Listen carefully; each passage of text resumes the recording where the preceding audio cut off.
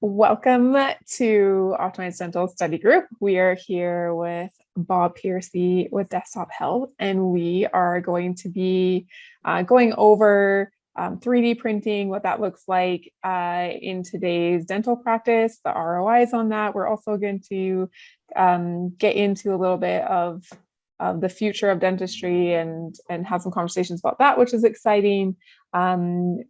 First and foremost, thank you, Bob, so much for coming on today. We really appreciate it. And we're super excited to learn more about this as we kind of move forward into dentistry. And we're bringing on new technologies, which your company is obviously offering. And kind of now you guys are breaking into Canada, which is super exciting. So you're the Canadian manager, and that's awesome. And the one to go speak to about this and give you all the information, which is amazing because I've known you for so long, and I'm excited about this new venture because I feel like, dentists in general are very, I would say, tech happy. And they love new technology. They love advancing dentistry, and they love being able to provide better patient care all in-house. And I mean, that works good for the business side as well, which makes me happy. So it's really exciting to have you on and kind of explore what this looks like. And it is very new to dentistry. So kind of as we build into Canada, we don't see a lot of this going on, but I know that it's going to kind of make waves, and we're going to start to utilize it kind of like the way CEREC and crowns and in-house labs are working now, right? Which took a long time to get to where we are with that. But this is kind of like the next big push, with night guards and all that fun stuff that you can do in-house with 3D printing, and the technology is now caught up to that. So it's pretty exciting. I would love to have you kind of go into what your company is about and kind of explain to me the products, and we can chat more about this as we kind of learn together.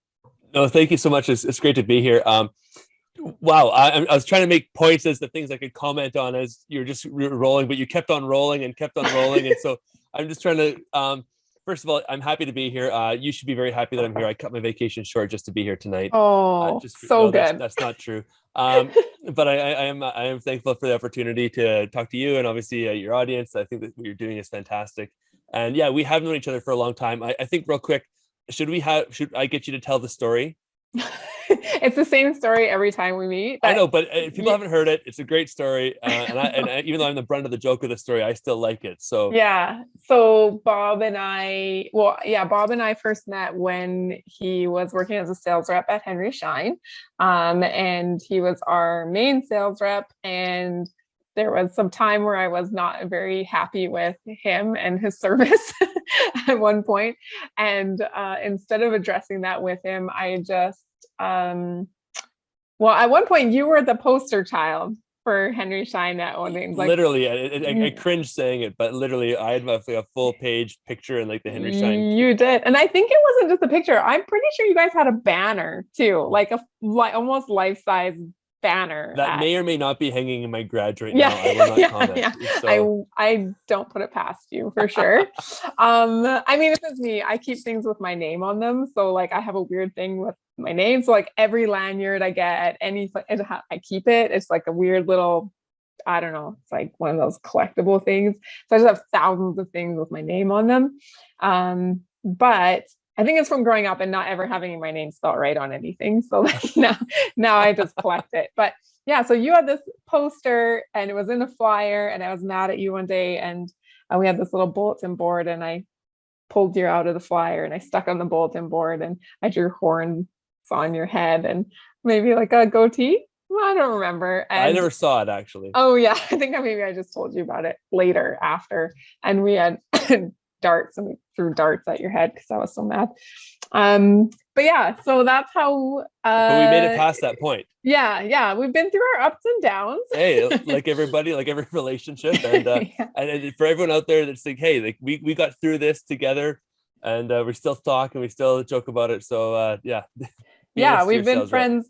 We've been friends through it. And yeah, in dentistry, I mean, dentistry is so small. Like I say it all the time, dentistry is just like a tiny little network. So you can never make enemies, but you can get frustrated, and that's okay. So just do what I do. Print a Absolutely. picture and throw darts at them for get your cheap thrills and then move on and you're good to go. And the dentist at one point said to me too, he's like, I don't think Teresa likes you very much. You're But like, I'm sure she does. I had confidence in our relationship and our communication, and obviously communication very important. But no, I'm glad to be here. Yeah, 3D printing. 3D printing is very cool technology, disrupting many industries, not just dentistry. Dentistry is actually one of the leading industry for 3D printing currently.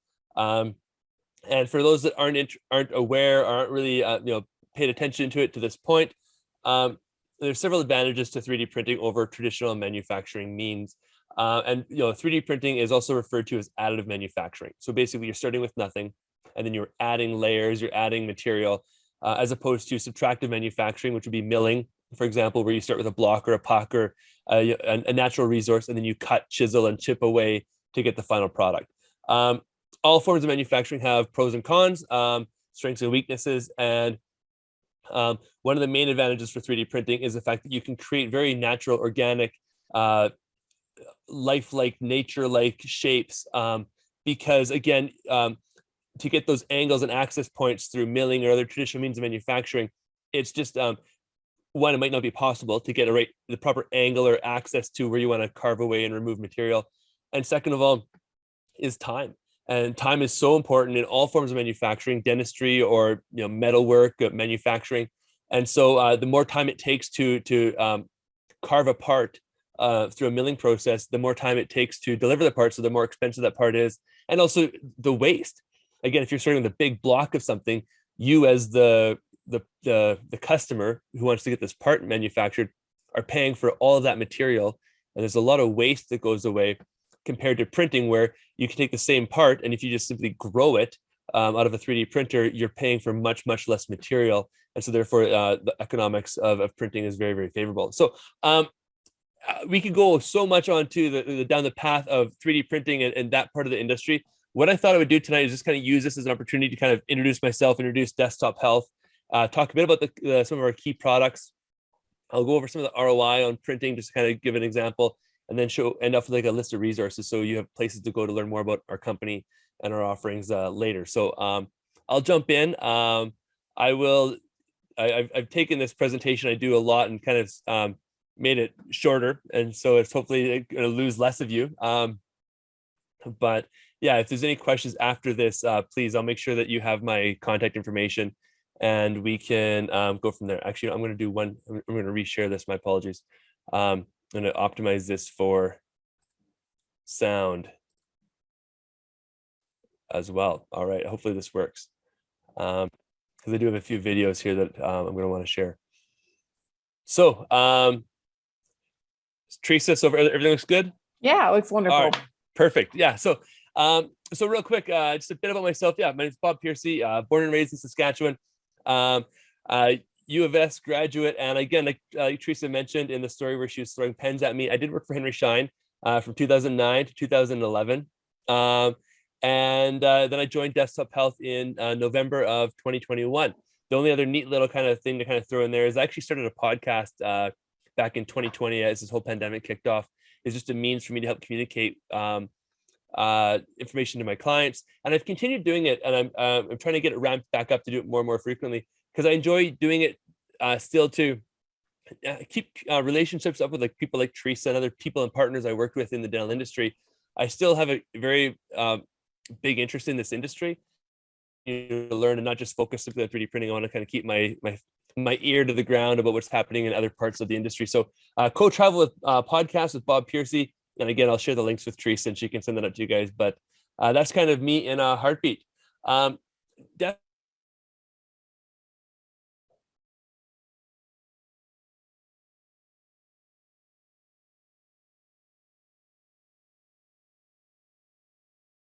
know, because most companies in the space manufacture one or the other. They'll manufacture printers, and then they'll use third-party materials, or maybe even like white label materials, where they'll take their kind of like Henry Schein branded gloves. They'll buy rights to a material and put their name on it, or they'll manufacture materials and open it up to be printed on, again, third-party printers. We're one of the few that do both. And we think this is a strategic advantage for us as printing evolves, because printing is going away from support materials, kind of prototyping materials, be that rapid prototyping for manufacturing to produce like a one-off part, or for dentistry to produce a model.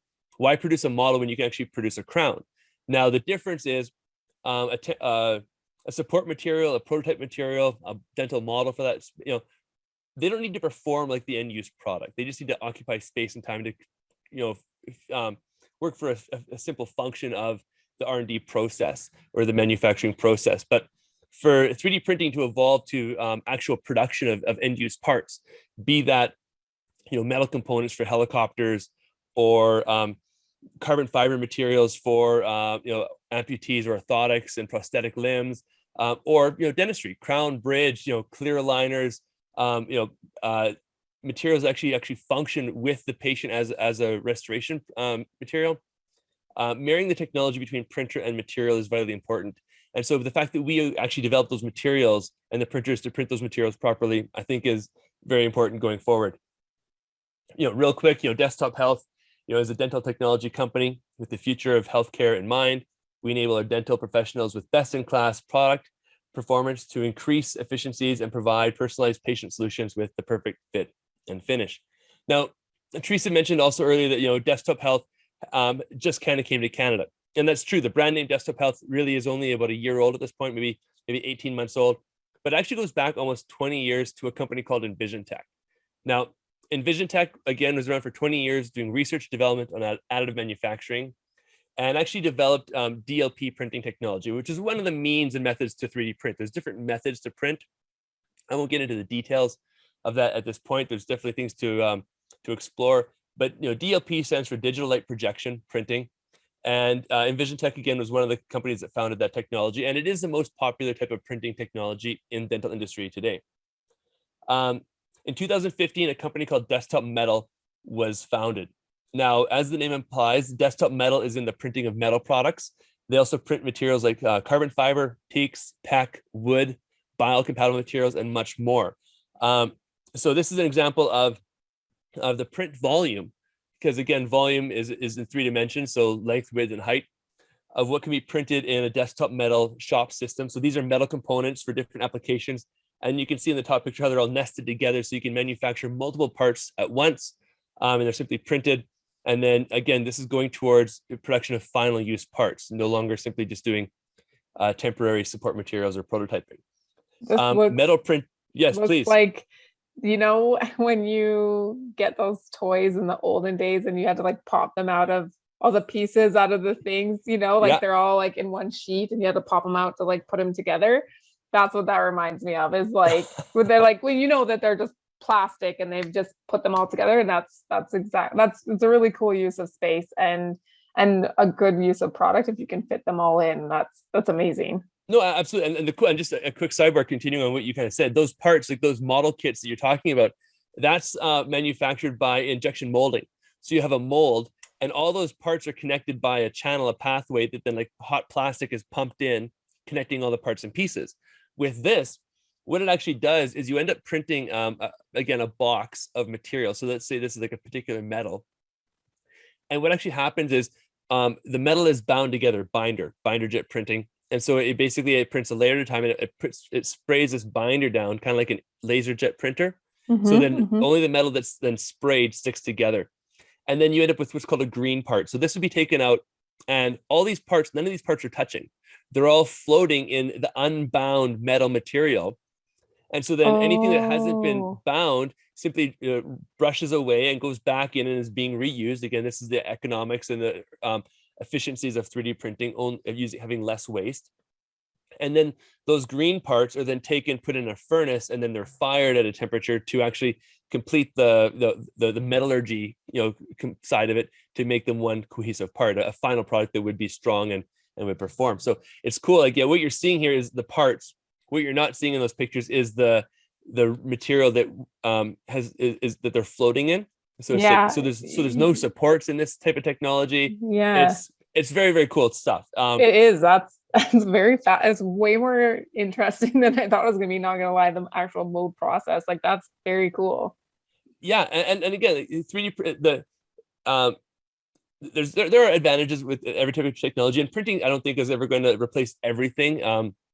But the Venn diagram of what can be manufactured through molds or castings or milling, the Venn diagram, printing is going to continue to move into that world more and more as the printing technology advances, but also more importantly as the material technology advances. Yeah, And it kind of has to go on both sides, otherwise you can't. yeah, like you Yeah. need the printing technology to get to a certain point where it's good enough to do stuff, but then at the end it comes down to materials, because again, it's that lever you put in a helicopter, or that crown you put in a patient's mouth, that part needs to perform in the environment it's designed for. And so the printing technology is important, but and again, this is why I think we have an advantage, because we develop our own materials. The next 3 to 5 years, I think the biggest advantage is going to be on the material science, because that's going to give that part an application. You can create something, you can print anything you want, but is it brittle? Is it going to break? Is it, what? So how is it going to perform? Is it going to be water, absorb moisture, water? So that the material science is incredibly important. But yeah, and as we're talking about, printing for dentistry is going to continue to evolve. So metal printing absolutely has a space in dentistry for bars, frameworks, for every application. Essentially, what is being manufactured or made at a lab, either out of metal or other materials, can eventually be printed. And this is the technology that we have access to. This is extremely cool, where we actually have the ability to print, and this is Desktop Metal's technology, to print biocompatible materials. And so this example of an application is to fix a ruptured eardrum. So what they actually do is print like a circular patch. They inject it with stem cells. It gets placed over the ruptured eardrum, and then the body grows through and absorbs the structure. So in the end, the patient's actually left with a natural, like an actual tissue healing restoration, as opposed to an artificial eardrum. It's actually going to become actual live tissue. So, and again, dentists have already talked to me too about how, for sinus lifts and surgeries, how healing tissues, like being able to print something like this would be very, very advantageous for the patient, for the practice, and just for dentistry. Yeah, And just then, patient this care is, for sure. I'm sorry? Just patient care. Like you're Yeah. able to just do a better job. It's Oh, awesome. absolutely. And like printing wood, we don't need to go back to printing wooden teeth or wooden dentures anymore. But again, this is pretty cool. And another example of how additive manufacturing is changing. Car manufacturers, for example, are looking at taking this technology to print like the wooden inserts for car interiors. So again, instead of starting with a block of wood and carving away and having waste and buying more material than you need, you could simply just print this. Now, this material, this technology wouldn't have the same structural tendencies of natural wood with fibers, so it would bend. This would be much more brittle, but it still accepts like wood stains. It's still, you could sand it, you can do other treatments to it that you can do with regular wood. But again, the manufacturing of those parts becomes much less expensive. So those are the kind of the technologies that Desktop Metal has been developing, since 2015. And in 2021, Desktop Metal acquired EnvisionTech. And then in 2021, again, created the brand Desktop Health. So again, like we talk about, people on the call here may have heard of EnvisionTech, because they have been in the dental industry for the past 7, 8, 9 years or even longer, creating resin printers for printing on the lab side predominantly. But again, this brand Desktop Health that we have now, again, just over a year old, but our lineage goes back almost 20 years to the beginning of 3D printing, or not the beginning, but a long time. And there's a lot of history, R&D, and intellectual property that we have in this space, which is pretty cool. Just right now at this point, honestly, no one or very few people have heard of Desktop Health. So that's what we're trying to change. And again, just going back and touching on things like this is like the scope, some of the scope of the printing technology that we have, just to kind of give you a visual ID. So what we're focusing on right now are the Einstein printers. But we have, going back, other lab printers in dentistry, to our metal printers, fiber, high capacity printers, and again, bioprinting. So again, this is technology that we already have, we're already working on. A lot of other printers in this dental space are basically a resin printer, and that's the technology that they have. They don't have metal, they don't have fiber in their back pocket. So as we continue to grow, as your office continues to grow with printing, investing with a company that already has that technology to bring into in-house and kind of the ability to deal with one company as opposed to multiple companies, again, we think is going to be an advantage. And like I said earlier too, our company or companies have developed to date over 190 materials to print. Now, not very few of these are dental specific materials, but again, we have like 45% of our company are scientists and engineers searching for new materials to print, new applications to print for. 31% of our profits are reinvested back into material science. And again, like I said earlier as well, the next 3 to 5 years, the biggest advancement for 3D printing is going to be on that material science side. How to print those materials to have the quality, the properties that you want for an end-use product, because the printing technology overall has gotten quite good. And there's a lot of great printers in the dental space currently, but it's that material science that's missing that's going to take dentistry to the next step. And then a neat little just kind of a note here, a tip in the hat to the Canadians on the call. Material Development Center in Montreal. So a lot of our materials we're going to talk about today actually were kind of born in Canada. They're manufactured in Germany. We have a large manufacturing facility we use over there, but our material scientists who are doing the initial testing and development of these materials are actually in Montreal. So it's kind of a neat little feather in our cap over here. Now, kind of jumping into 3D printing. A lot of people talk about speed. How fast does a printer print? How fast can you print an arch or a model or whatever it is you want to print? But when surveyed, and I think this is very accurate, and it should come to no surprise, 84% of these respondents, of doctors, dentist respondents, said that accuracy is more important than speed. And it makes sense. You could print something extremely fast, but if it doesn't fit as a restoration, it's a failure. Or if you're creating a model to create something else on top of that model, and obviously the model's wrong, the restoration is not going to fit, so it's a failure. So we really are focusing on accuracy of our printers. And again, so we've designed our accuracy to be marvelous.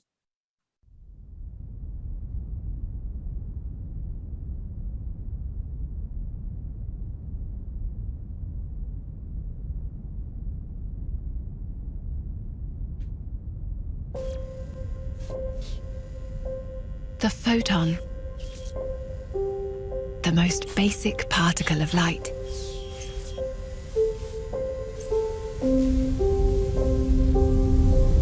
With wave-like properties as proved by Einstein, photons are all around us.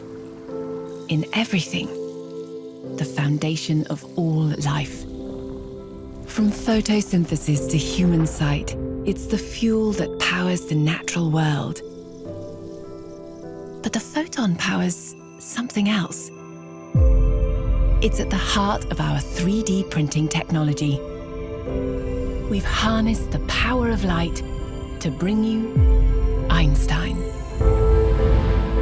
Our industrial strength projector generates a highly efficient 385 nanometer wavelength that's as close as you can get to natural light. And with a state-of-the-art lens perfected over decades of tireless research and development, NanoFit 385 allows for exceptionally precise curing,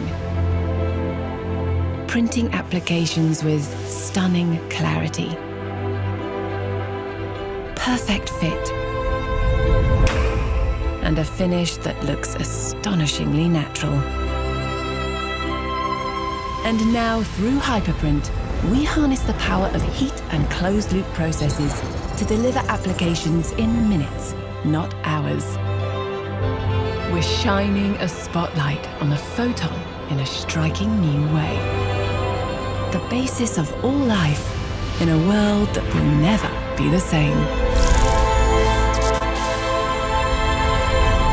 Introducing Einstein, the perfect fit. So Einstein. So this is the printer that we just introduced earlier this year. And 1 second, my screen's to advance. There we go. Thank you. And so this has been in the market since February in the US. It received Health Canada and CSA approvals around April, I believe, of this year. And so it's been in Canada for a few months now, and we've shipped and delivered a few units already. And yeah, this is the new flagship product for desktop health. It's a brand new build-up in regards to the previous Envision Tech printers we've had. It's a new design. It's kind of specifically designed. We wanted to get this in a price point that's affordable for chairside, for dental offices, but it has the lab quality production and truly industrial quality capabilities that's expected to, again, advance printing in the dental industry. One thing Just that's a kind question, how yeah. big is that? Like, how much space does that take? It's I'll always show hard you to on the tell next in a slide. picture. Okay, good. I'm Yeah, jumping ahead. that's a great, because it's and it's actually something that's really it's a good to know. And if I didn't plan on mentioning it, I'm glad you brought that up because it's important. So really, I'll jump to that right now. Actually, so the footprint on this thing is 16 by 16 inches, and it's 27.5 inches tall. Oh, so it's not big. It's not big, but it's also not small. And Yeah. so, and it's good to know because, again, there's no real, like, it's hard to judge size. It's like trying to tell how big a tree is in the forest. Like, there's no scale of reference here. But it really is. And like, I want to talk about this too. Like, I do highlight this on purpose. Like, it's 75 pounds. Like, this is a pretty substantial lift. And that's important to know because a lot of printers in the dental space, you can buy printers for, a couple $1,000s on Amazon. And again, that printer has done a great job for dentistry, showing that a workflow exists and printing in dentistry can be functional. But again, you're trying to print models at that point, the ability to print, end use products in dentistry. Those printers, again, they don't have the ability to. There's a whole host and range of technologies of printing, cheaper technologies that aren't adequate for accuracy or sustainability or lifespan, even of the printer. And so again, like, this is truly like when you're buying this, it's a substantial investment, but again, there really is a noticeable benefit of what you're getting for a product. For people that, again, we're talking at a high level here, but again, just in regards to printing technology. So we have Hyperprint, which is, again, new technology of ours that we've developed to help increase the speed and accuracy of the print. And we're very big right now on this NanoFit 385. And the 385, like the video reference, talks about the wavelength of the printer. And that wavelength is important because, again, it represents natural light. And again, it's a more efficient cure. And I'll touch on that here in a second. Basically, build envelope, just so you guys are aware too, 7.5 by 4.25 inches is a 4-inch vertical print space. So again, other printers that this thing would compare to have much smaller build plates. So for something, again, at the price point it's currently at, and for the build volume, it's a very, very good buy for what you can actually print and produce with it. And then again, people want to know how accurate printers are. So 65 microns on the X and Y axis. And then the vertical axis, the dynamic layer, is based on the material. So if you're printing something for an orthodontic model, for example, you'll print it at, say, at 100 microns. If you're printing crown and bridge, you're going to want to print it at 50 microns, again, just for accuracy. And again, we could talk on this later another time maybe, but like the smaller the micron layer, the more time it takes to print because there's more layers. So Right. So roughly 100 microns would be twice as fast as at 50 microns because that would be fewer layers. So again, less time printing. So then that would be, and I don't want to get too far into that, but just my thought process on that would be if you needed less detail, you would have like bigger layers, right? And if you need more detail, smaller layers. Okay.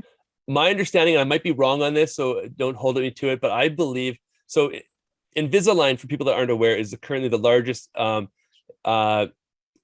consumer of 3D printing. Yeah. Now, they don't print their aligners, they print models and they do a suck down onto that model. And you'll see those striation lines, those transfer lines as the model is touched. Now, my understanding is I believe they print at 170 microns. Because again, for orthodontic purposes, the accuracy and they have like the buttons on the teeth that they allow placement and also for torque on the teeth for movement. They don't need to print their models at any more accuracy because they're printing a ton of models in order to make a ton of aligners to ship them out.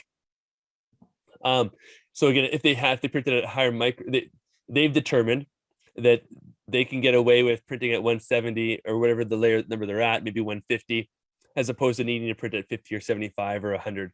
Because it doesn't have to be perfect. It doesn't have to be aesthetically perfect. It just has to be functional. And that's the difference right there. Yeah. But if you're trying to print a crown, and should be aesthetically perfect. And you want to get a margin that's going to be tight and fit properly. You want to print at 50 microns. And again, if you even want, maybe even at 25, if you really wanted to, just for that aesthetic fit, right, and the function of that. Going back to the whole 385 wavelength, again, it's interesting because people I've talked to now don't always work in the dental industry, and they're asking me, why are we so focused on 385? And the reason they're asking is because in other industrial areas, every printer is a 385 printer. It's an industry go-to. But in dentistry, there's a lot of printers that don't use 385, and there's a disadvantage for those printers. So as the chart shows, quite clearly, the rate of light absorption is much more efficient at 385. So again, the video talked about 385 being a more natural white light, a pure light. And so again, that this wavelength has a higher rate of light absorption, higher photochemical reaction, and a more efficient cure at 385 versus 405, which has lower rates of light absorption, lower photochemical reactions, and thus requires more photoinitiators to help initiate the cure to cure at the same time or same rate. And what this results in is a 385 light source printer will have a better surface finish, a smoother surface finish than a 405 printer. But also, more importantly, it allows you to cure clear materials clear. If you printed a night guard material or a clear liner material out of at a 405 light source with those added photoinitiators, it would turn yellow. And that's one of the main reasons why Key Splint Soft, for people that are printing night guards, the reason Key Splint Soft is blue is because if it wasn't blue, it'd be yellow. And that's like, it looks like an old retainer that you've been out of your mouth for 2 years already. That's why they don't like the yellow color. Yeah, obviously, a lot of traditional made night guards were clear, and then because you can't print, it's very difficult to print clear materials clear on an inefficient light source. You're able to sell a patient or convince a patient to put a blue night guard in their mouth, but when it comes down to printing clear liners, actual clear liners for orthodontic treatments or bleaching trays, you're not going to get a patient to put a yellow clear liner in their mouth. It needs to be clear. And so again, that light source, that 405 light source, is just not as an efficient light source as 385 for printing those clear materials clear. So again, that's just one of the other advantages of our system that we have. Now, this is an interesting study too. This was done comparing us on Crown and Bridge to a competitor. And basically what they found is they printed 80 crowns, 40 in our printers with our materials, our Flexera Smile Ultra Plus material, and then 40 in the competitor's printer with competitor's Crown and Bridge material. And over the prints, they found that we had a 43% better marginal fit than the competition. And also, if you look at, and they use the third-party 3Shape compare software to compare this, so it's kind of quite independent, quite universal. You can see the heat pattern on the right image, and you see the high spots, the low spots in the oranges, yellows, and greens. Over the prints, those highs and low spots were in different places, so their inconsistencies were inconsistent. They weren't bad in the same spot every time it changed. Now, I can't speak to why. I can't speak. Was it solely because of the 405 light source, or is it how much does the material affect this and the material science that they've developed? I can't speak to that, but that's just what we've kind of observed. Well, even if you just think about just the combination of the two, anyway, that's what you're getting versus the combination of the two things that you're using. Absolutely, that's what you're getting. So comparison, apples to apples, that's the difference. Yeah, and again, it's noticeable, it's substantial, and again, it comes back to the base technology that you're using to promote a service, right? And so you garbage in, garbage out, and again, with our technology that we think we have is pretty fantastic, and what we're seeing in the industry right now is showing that we're correct. And other things that kind of touched on in the video is the proprietary lens technology, 18 years in development, over 5-year lamp life. We're hearing things in the industry too, where a lot of cheaper printers and even some quite expensive printers too, 2-3 years, projectors are needing to be replaced. And again, it's just, again, your office is making an investment and you want to buy something that's going to, be worth that investment. And again, this is not a fly by night new thing. Like, we've put a lot of time and research into the printer that we're bringing to the market. Interesting thing here as well.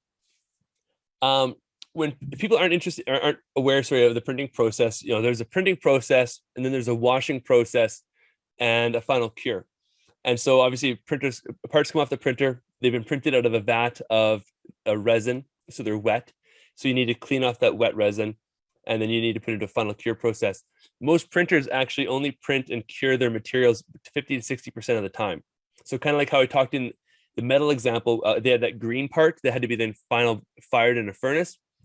The reason some printers print 50 to 60% of the time comes down to, again, quality of the light source that they have. Can they print and how well can they cure? But also, if you cure less, like 50%, it's faster. So again, it's perception of speed. Our parts are printed at 90% cure. So what that does is it's much faster printing. Also, the parts are stronger because they're more cured, so they're less likely to break when you're removing them from the build plate. And so again, there's less reprints, less damaged parts coming off the printer. And then also our post cure is much faster. So again, cure times are 5, 6, 12 minutes, for different, depending upon the materials. And again, that adds to the real time to manufacture and produce. So it's just, yeah, there's so many interesting things and ways and technologies and how they kind of interact. And people aren't just, it takes, talking to someone like myself or someone else in the industry, someone like Teresa, to kind of get the nitty gritty and the details. Now, talking about material sciences, Flexera was a huge material for us, introduced in the US almost 2 years ago now. Again, Health Canada approved in December 2021. And again, talking about the advancement of materials and applications for materials, this is a big step forward. So Flexera is actually Health Canada approved, FDA cleared for final removable dentures, which sounds like an oxymoron, final removable dentures. But this is a proper, permanent denture solution. And again, we're taking, the next step is obviously is final crowns. But this is a kind of big first step in that direction. Hi, my name is Mike Jafar, President and CEO of Desktop Health. We're a technology company that's combining our 3D printing capabilities with our biofabrication know-how to advance personalization in healthcare and at scale. Today, we're unveiling a new product that's a near permanent solution for the dental industry. It's called Flexera. This new solution is a game changer. It provides strength, aesthetics, and made to fit, all 3D printed at speed. We can provide the flexibility of plastic and the strength of ceramic. We're excited about this new base of chemistry that Flexera will bring to the marketplace. It'll give doctors flexibility, it'll give patients personalization, and a smile that they've all been waiting for.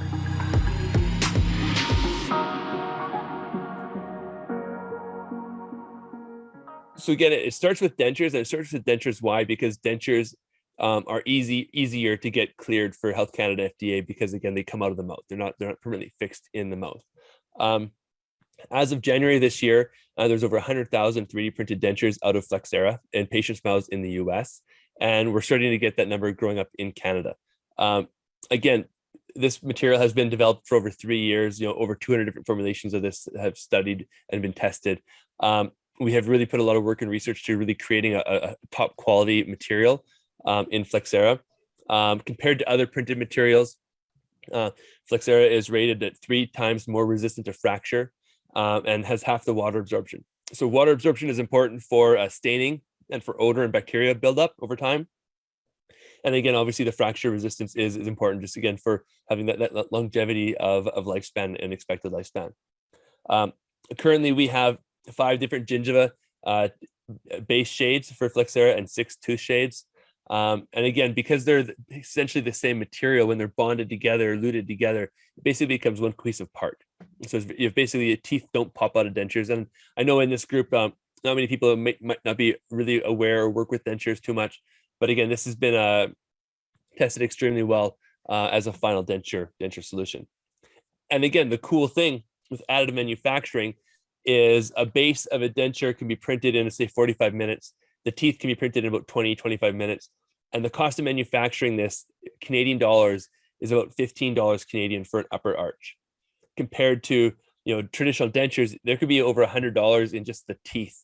And then not to mention the base material and then the manual labor to manufacture. For you to take a scan of a patient, to design it, and then to print it for less than $15 per arch, the ROI on this is absolutely fantastic. That's incredible, really. Sorry? That's incredible. The price, that's price is incredible. No, it is absolutely. And again, it doesn't affect the price that gets sold. There's so many advantages. Obviously, the office can be more profitable with this, and also it also gives the office the ability to be more charitable too when the occasion arises.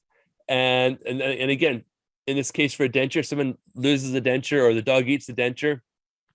Your patient could call the dental clinic or the denture office. Hey, my denture's broken. Dog ate it. By the time the patient got to the office, there's a good chance that a new denture could be printed and ready to present to the patient. So there's almost zero downtime.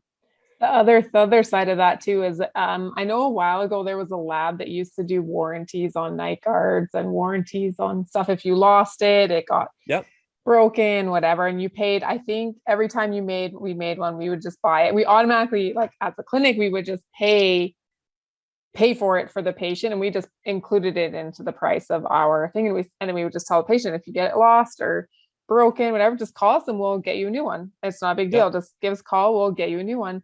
You might have to come in for a new impression, but like it's covered, and we would cover them for the 5 years because that's what the insurance policy was at the lab, right? They would just print a new one for us. And so everyone did it. And you know what? It was just so nice because we had people that were like, oh crap, this happened. You paid $600 or $700 for this night guard, and you lose it and you're not due again for 3 more years. And then you're sitting there going, well, I have jaw problems, or I have grinding, or or I have a crown that's kind of in a tough shape and it needs to hold out for another year, but you need to wear a night guard and you can't.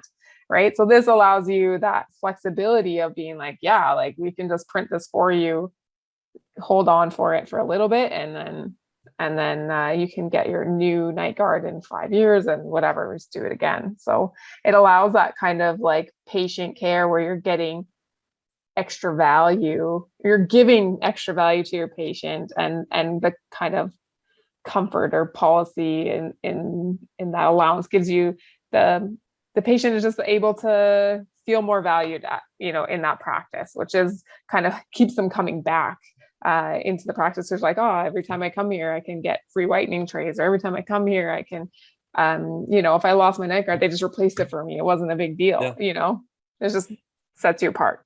And again, offices can currently offer those things, but there's a higher cost to do it than this route.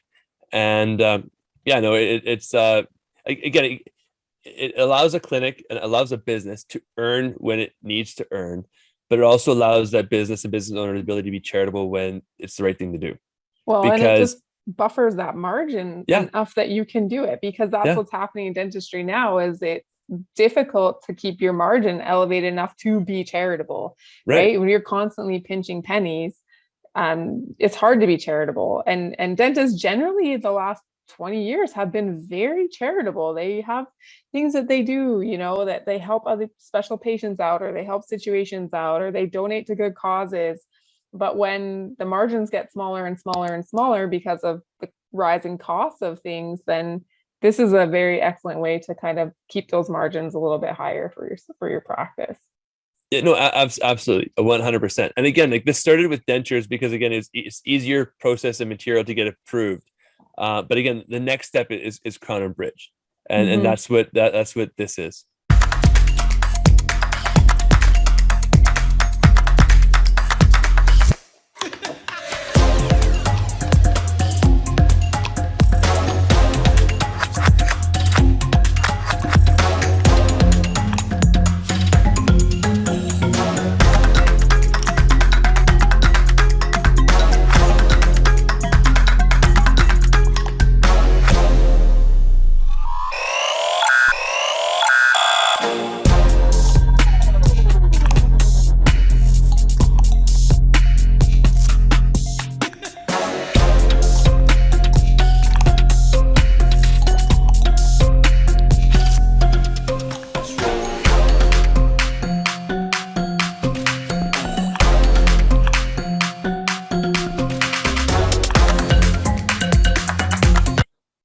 So Desktop Health launched Flexera Smile Ultra Plus in February of this year. Now it is FDA cleared in the US, is being sold in the US and used in patients' mouths. Unfortunately, it's not Health Canada approved yet. We are hoping that happens. We're not sure. Obviously, we don't control Health Canada, but again, that's where this whole thing is going, in that direction. So again, right now, but it's material development, and again, this is where dentistry is going. And the interesting thing too is people are asking questions like, how good is 3D printed materials?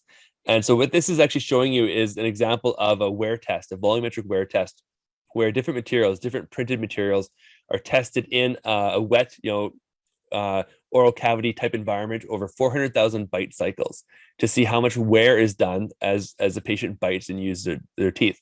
And the cool thing is, Flexera had essentially 1/3 the volumetric wear, 30% less wear than these other printed materials. There's current more studies being done right now testing Flexera compared to traditional, more crown and bridge materials, and we're waiting for those results to come back in. What we're hearing is results have been very, very good so far, but they haven't been published. But again, it's just, where is this material going? And again, not to sound like a broken record, but again, it's all about material development for the next evolution of 3D printing in dentistry. So very, very cool. Material is extremely aesthetic, very, very easy to characterize and to really bring to life. It can be characterized with any light cure stain and glaze kits, like a Vita Max type kit. And again, with those different materials, the 6-2 shades, and then the 5 gingiva shades, and then these, what the dentist or the lab tech can do with it is really up to them. I did talk about briefly like the different stages of printing. So obviously, you need a design. So you can scan with a digital scanner, pretty much any scanner in the market. You can and then send to either design in-house or a digital lab or design service. Teresa, have you talked to Seth on here? Mm-mm. No, okay, maybe there's another call down the road. I don't know. But again, so once you so there's a number of ways for an office to get a design done, either in-house or externally. And then once you have that design, we have a nesting software that we use to orientate the print in the printer.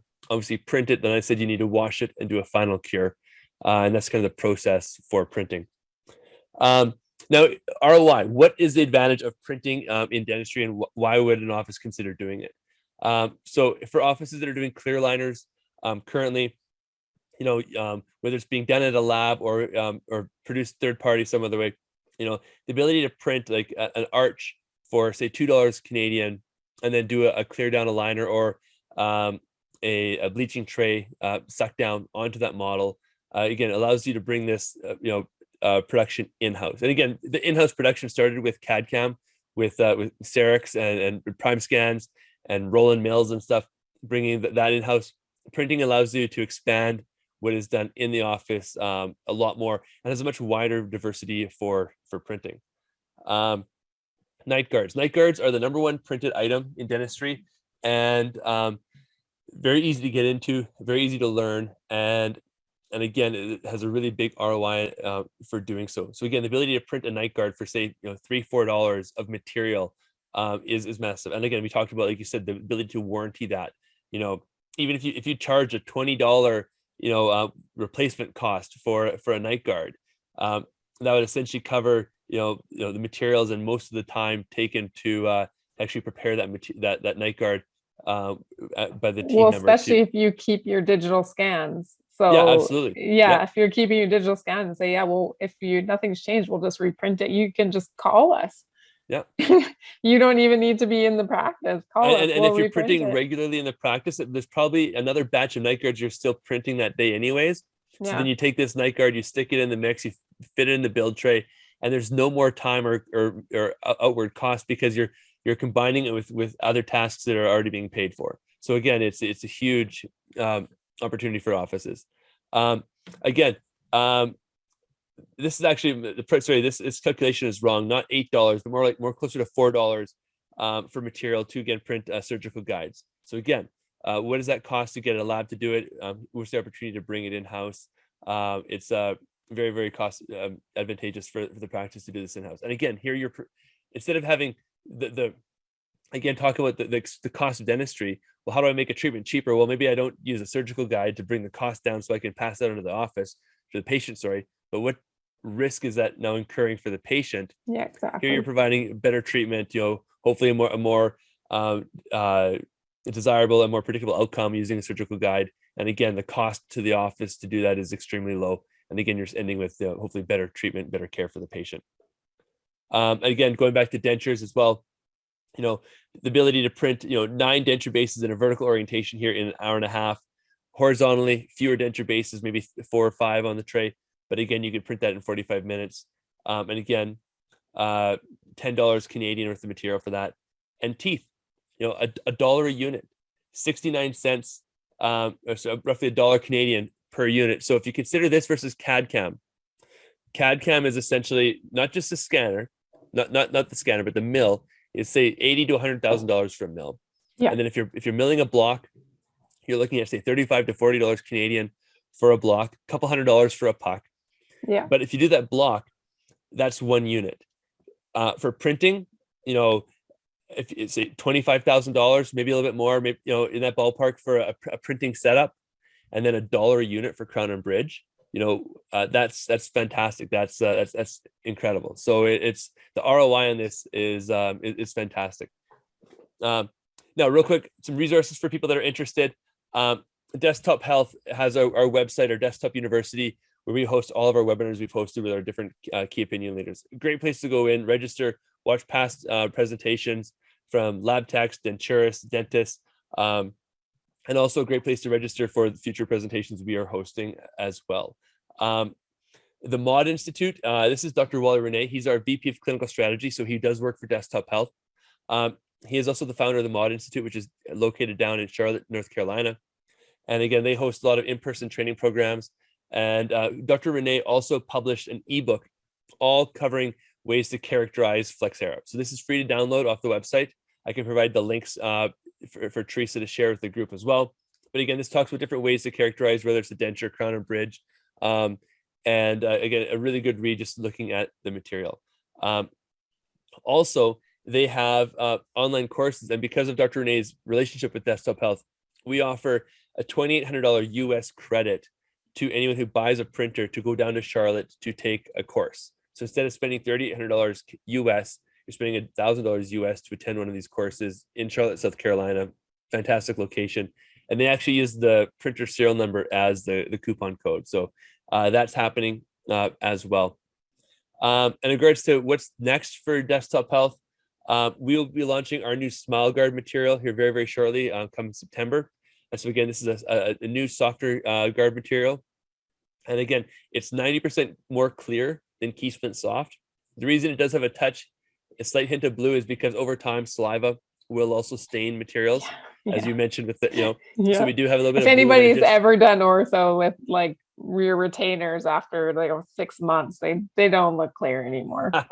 So there is a slight hint of blue just to kind of combat that a little bit. But again, it is, so the Smile Guard is, and we're excited to launch that. It should be coming out very shortly. And hopefully all the results from our KOL so far has been speaking very, very highly of that material.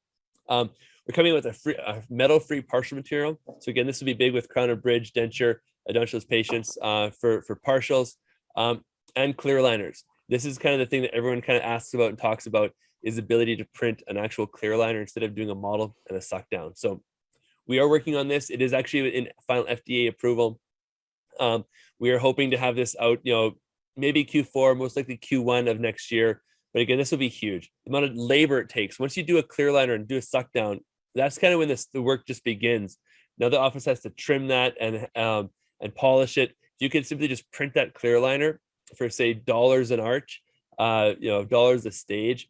The ability to do that in-house and bring that treatment in-house and offer that is going to be fantastic. Well, just the return on investment of not having your assistant do all that, and they're actually in the chair with you and you can see patients, and something is doing that on the sidelines is massive, because that's what we find too, is like taking assistants away from the chair is not, like, to do stuff like that is not really productive in your schedule. It's not producing for you. So if you're able to do that on the sideline where you just set it up and it's ready to go, or someone spends a little bit of time and just runs 5 or 6 of them through at once, then your time management is way better. Your production stays more on par of where it needs to be, and you're not stressing out your staff thinking, because when you pour those models up, you have a certain amount of time to do things in, and it can be quite stressful if they're running back and forth, as any assistant will tell you, and I'm sure every assistant will tell you that it can be very stressful doing that job. So. Yeah, and the current solution for that is spending $50,000 to $60,000 or more on a machine that will actually cut and trim a clear aligner model for you. Mm-hmm. So, so do you want to hire a new person, or $60,000 for a unit to cut and trim that? Or, again, in the near future, and for some of those offices that do a lot of aligners, it makes sense to spend that money because, again, just time and resources and volume. But in the end, in the short near future, when you can just simply print it, again, it's the advantage of 3D printing, of this additive manufacturing material and technology. So this would be very, very cool, very, very exciting. And again, what else to come? Well, really, like I said, we have 45% of our employment are scientists and engineers searching for materials, searching for applications, basically anything you can imagine in dentistry that is currently poured or molded or sculpted or whatever. We are looking for a way to print it. And again, it just comes down to putting projects in a funnel and a priority and a timeline. But that, again, like I said, a number of times tonight, material advancement, material development is key for additive manufacturing, for 3D printing in all industries, not just dentistry. And over the next 3 to 5 years, that's where I think the biggest changes is going to happen. And before, I would hide my smile, and I'd go to smile and I'd put my hand up. And now I just let them flash. I haven't stopped smiling. I do love my Flexera smile.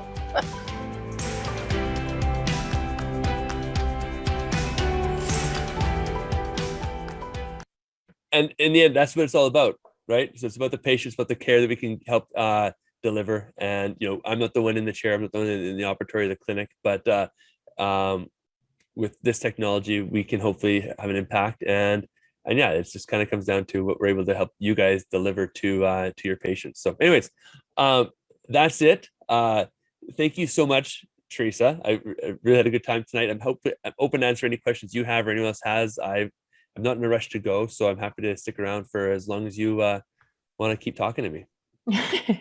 Well, we really appreciate you coming back from your holidays and helping us out tonight. It was wonderful to see you. If there's any questions, you can message the chat, or you could let me know. That'd be great. We can connect you with Bob.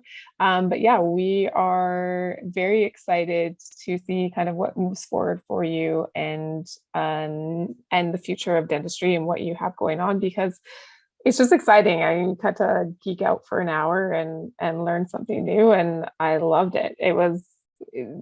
I mostly love ways I can make my life easier and ways the business can make more money. And I feel like this is going to be a very good fit for dentistry in the future, and it's going to allow more opportunity with less manual labor. And that's it kind of hits two of my big key points in building a practice, is like not stressing out your team, and still, raising production and being able to make more money, and again, increase those margins.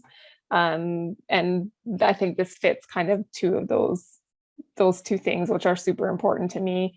If we're any way we can decrease the amount of stress in the team, and able to kind of be more efficient, but still accomplish the same thing. And I think that now that technology has finally caught up with us, just like now, technology in other ways has caught up with the texting and all the other kind of advances in dentistry, we are now catching up in like the clinical side and like you said, with materials and technology to develop those materials so that we can start using them, and just making it more cost effective for patients as well. And I know there's going to be lots of changes in dentistry. I mean, we were just talking about this before we started recording, and how in the last year, dentistry has changed a dramatic amount. And I don't feel like that's going to stop. And so I feel like this is one of the good things about changes in dentistry that I can really get behind. There's a lot of things that changing in dentistry that I don't get behind, but but this is definitely one of them. And I feel like it's a good option for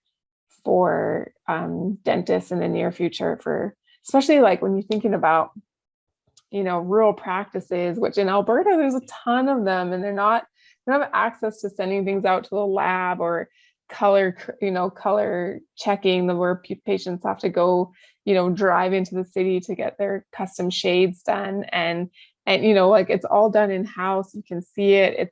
It's done the way it needs to be. It's faster. It's just going to be a lot more efficient in the practice, I think. And I feel like the margins will increase if you can keep more things in the practice, right? So that's absolutely essentially the end goal. It's interesting what you said, and I want to be mindful of time. Again, I've got no exit, but again, for you and your audience, I was listening to another podcast a while ago, quite recently. It was a dental podcast, and the dentist was talking on it. It said something about how, and I've heard this from my time as a rep, where you talk to a doctor about certain technology, and the doctor comes back and says, well, my patients aren't interested in that. And this guy, again, this is not me speaking, this is another dentist's opinion. He's like, he jumped on that hard, says, no. Like, your patients are consumers, and they are your patients, absolutely. And what you're doing is healthcare, and you're providing care, but they are consumers also. And they are not just consuming your treatment, they are consuming everything else in their life. And be it, and that's why we always joked about never having, magazines in waiting rooms, because that new golf club that they see in the digest before they come into the treatment, they're, how much is a crown, how much is that driver I wanted, and they're weighing those options. Patients are consumers, and if you're not talking to them about what options are out there, and educating them, and like, people want stuff.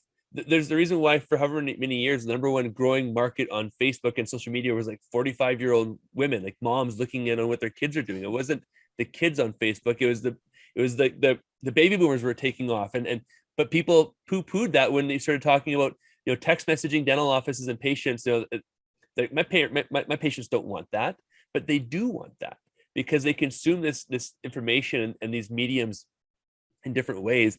And do you know how many kids are wanting 3D printers to make little models of, like, baby Yodas and everything else? And we have a little frog that we were at in Saskatchewan for a holiday, and they picked up, I think it was at Princess Auto, which I don't know if people are big Princess Auto people, but it was a Princess Auto, and it was like some sort of discount deal, and they picked up this 3D printer for $100, and they just print these things, all these little toys for everyone. They just like print them, and away you go. And it was just so fun. We just like watched it print, and at the end there's a little frog, and it's in my car now. But that's it's just the novelty of it, but it's also the excitement behind watching it. It's like there's a lot of great, like, it's awesome. And like you said, I mean, I probably would have never bought a 3D printer for myself, but after watching it, I was like, I might like one of those. I don't even know what I print, but yeah, I need a pen holder for my desk. Maybe I'll just go print one. And and your patients want this stuff. They are interested in this, not just because of them wanting dentistry, but just because they're interested in this technology and other technologies too. And they're exposed to this stuff from multiple different sources. And then to be able to say, look, hey, like, I'm going to 3D print your denture, and here's a denture I'm going to give to you. And we're going to 3D print it. Like, and you talked about, again, the warranty and the marketing of that. So if anyone hears their doctor, their employer say, or if this is you, a doctor listening to this, if you hear yourself say, my patients don't want that, like, forget this conversation we're having now, but like, they want this stuff. They are consuming this technology, this medium, so much on other areas that they do want this in the practice. And anyways, that's kind of my little rant, but it's cool technology. And the other funny thing about 3D printing is it is so cool right now, but in a number of years, it's going to be completely not cool, because everything is going to be printed. It is such an advanced form of manufacturing for so many reasons that, like I said, our company is printing parts for helicopters. We are printing like wood paneling for car, the amount of stuff that you are going to have in your house, like hearing aids are being 3D printed, again, like, and also the whole, eardrum replacement, and like, like surgical components are being 3D printed. And so, implant, like for bio implant, heart valve stuff, that will be 3D printed. 3D printing is going to be everywhere, and it's such a cool, unique technology, like you say. But in only a few years, it's going to be completely boring because like houses are being printed. Everything will be printed. Again, as that technology and as that material advances, it's just going to keep on growing. So yeah, and I think it's important to state too is like we get dentistry. Well, I don't know about dentistry, but like I feel like in dentistry we're maybe a little bit more. We get used to using certain things and doing certain things, but like when you take an average person and you show them like the milling machine of a CEREC or whatever, and they're just like, "Oh, that's amazing! That just like made my tooth," and we're just like, "Oh yeah, like I didn't think about it. Like it's just, I'm like this stupid thing doesn't work sometimes, and I gotta reset the burr." Like you don't think about it because we do it every day, or like the vacuum in the lab, it's like, it does this little thing and sucks it down, and there's just like all the different things that we do because we're used to it. mm-hmm. Doesn't seem new and exciting, but it's probably for the general public, they have no exposure to this. What we do and kind of the behind the scenes. They just literally, oh, this crown comes from the back room to my operatory. Yeah. The dentist doesn't even show it to them. It's just like, open up. There you go. And I've talked to dentists about that for years, on how they don't display the technology they have in their office, and they don't do it enough. What I always suggested, if you have a scanner, don't just use the scanner for crown and bridge, scan every single patient in hygiene's mouth, because that way all of your patients get to see the fact that you have a scanner. Whereas if you don't, your good patients with high dental IQ who brush often and need relatively low dental work don't see the technology because they don't need restorative dentistry done very often. It's your patients that have bad and low dental IQ who don't brush, don't floss, have high restorative, and there is a correlation to income there, and there is a correlation to ability to afford treatment there. And then, so it's all your bad patients that get exposed to all this wonderful technology you have. And then when your high quality patients have issues, they don't know what you can do, so they might go someplace else because they don't realize the service, the level that you offer. But if you introduce it to them in the hygiene operatory, they get to see it. And again, if you talk about the technology, the number of patients I've seen standing in front of a mill watching their tooth be manufactured, countless, because they're, like you say, they're interested. If you could have 3D printing kind of incorporated and displayed in your office and you market that, people are interested, and they get to, like, again, it's showing, because again, you're right, it just, the tooth comes out of the magic back door and gets plopped in the mouth, and they don't know the story behind it. And yeah, it's we could do another episode on all of our little like tips and tricks. This is our problem, our opinions. Bob. We are the most long-winded people ever. So I'm gonna wrap this up, and like when you get us in a room, it's so bad. But you are fantastic. I loved having you on. I loved everything you had to say. It was very cool. I'm very excited about this whole program that you guys are launching. I'm excited for when you guys get more and more approvals, because I think it just provides opportunity for us to explore different things in dentistry, which is also very exciting, because dentists, we, in the dental world, sometimes we get bored with the things that we do have, right? Like I said before. But if you want to check out Bob on his podcast, you can definitely do that. It is awesome. And you'll find tons of information. There's a lot of cool people on there, and I listen to it every time we put something out. So I know I pick and pull things from there. It's just great to have different perspectives of the people that you bring onto that podcast, which is awesome. And we'll make sure we link that on the YouTube channel as well. And then reach out to Bob. We'll get his contact information for you if you want to explore more about desktop health and what you guys have to offer, and how it can work better in your practice. So thank you so much for coming tonight. I really appreciate everything that you said, and we look forward to doing this again soon. Yeah, anytime. Let me know. Take care. Have a great night, Teresa. Bob. Bye.